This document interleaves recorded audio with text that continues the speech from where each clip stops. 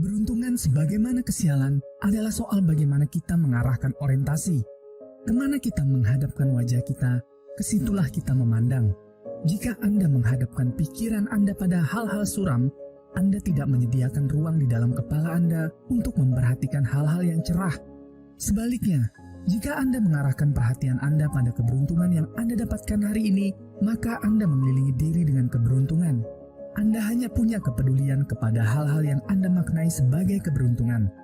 Kesialan tidak ada, karena ia tidak masuk dalam ruang lingkup perhatian Anda. Dan Anda akan menjadi orang yang bersyukur karena hidup Anda dikelilingi keberuntungan. Namun, jika memang keberuntungan dan kesialan adalah soal pilihan, bagaimana cara orang memilih keberuntungan bagi dirinya?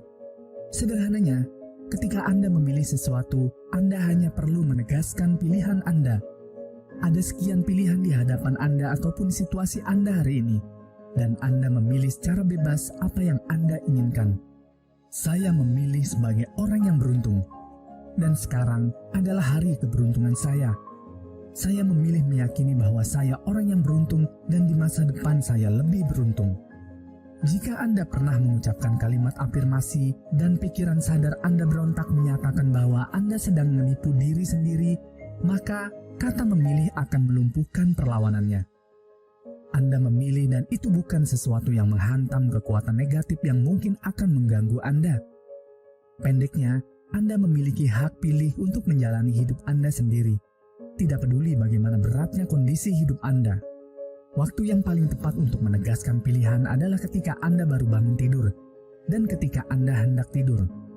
Seorang psikolog dari Inggris, Richard Wiseman, berhasil menyimpulkan karakter orang-orang yang beruntung dan karakter itu bisa ditiru.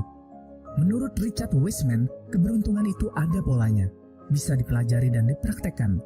Psikolog ini ingin meneliti mengapa orang yang selalu beruntung berada di tempat yang tepat di waktu yang tepat pula. Dia mengumpulkan data 400 orang, separuh menyatakan selalu beruntung dan separuhnya lagi menyatakan selalu sial. Setelah melakukan banyak percobaan, dia percaya bahwa sekarang bisa memahami mengapa orang lebih beruntung dibanding yang lain. Dia memulai penelitian dengan memasang iklan di koran nasional dan majalah. Dia meminta orang yang selalu beruntung atau tidak beruntung untuk menghubunginya. Selama bertahun-tahun, sekitar 400-an orang pria wanita dari 18 tahun sampai 84 tahun datang kepadanya. Orang beruntung itu dari berbagai macam latar belakang. Misalnya Jessica, ilmuwan forensik berusia 42 tahun. Dia mengatakan, saya memiliki pekerjaan yang saya cita-citakan, 2 anak yang menyenangkan, dan pria yang saya sangat cintai. Luar biasa jika memandang masa lalu saya. Saya sadar saya selalu beruntung di semua hal. Sebaliknya, Caroline, perawat berusia 34 tahun, merasa sebagai orang yang selalu sial. Ia gampang cenderung mudah mengalami kecelakaan. Saat berjalan, ia terkilir karena terperosok ke lubang jalan. Suatu hari tulang belakang cedera karena jatuh. Sampai saat belajar menyetir, menabrakkan mobil ke pohon. Ia juga tidak beruntung dalam urusan asmara dan merasa selalu berada di tempat yang salah pada saat yang salah.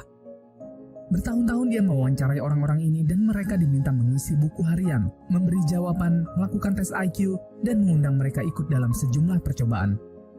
Hasilnya, menurut Wiseman, orang-orang itu memang tidak tahu mengapa mereka selalu beruntung atau selalu sial. Namun, menurut penelitian Wiseman, pikiran dan perilaku mereka yang menyebabkan keberuntungan atau tidak keberuntungan itu. Misalnya saja, bagaimana orang yang selalu beruntung selalu bisa melihat peluang, sedang orang yang sial tidak pernah bisa melihat peluang. Richard Wiseman melakukan percobaan sederhana untuk melihat bagaimana orang bisa melihat peluang atau tidak. Richard Wiseman memberi orang yang beruntung dan tidak beruntung sebuah koran. Dia meminta orang-orang itu menghitung jumlah foto di dalam koran itu. Rata-rata, orang yang tidak beruntung membutuhkan 2 menit untuk menghitung foto. Tapi orang-orang yang beruntung hanya butuh 1 atau 2 detik. Mengapa bisa demikian?